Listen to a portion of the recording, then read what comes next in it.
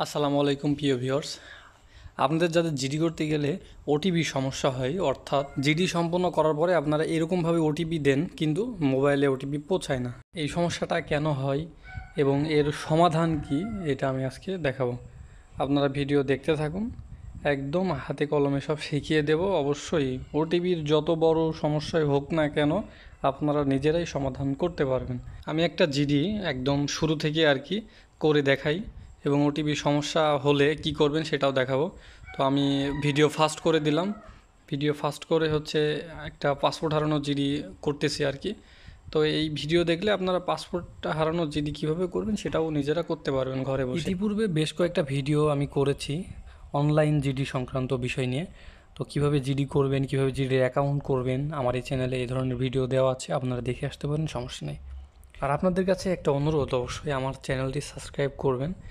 কেননা আমার চ্যানেলটি সাবস্ক্রাইব করলে আমার এই ধরনের ভিডিও করার আগ্রহ বাড়বে আর কি, মনোবল বাড়বে। আপনারা যদি সাবস্ক্রাইব না করেন তাহলে তো আর আমার মনোবল বাড়বে না।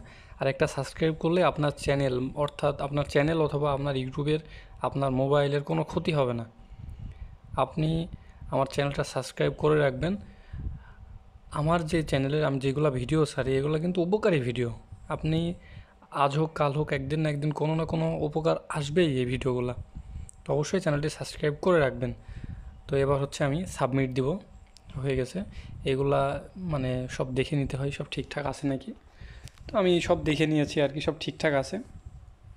এবার হচ্ছে আমি ফাইনাল সাবমিট দিব। জাস্ট এখানে একটা টিক দিয়ে ফাইনাল সাবমিটে মেরে দিব।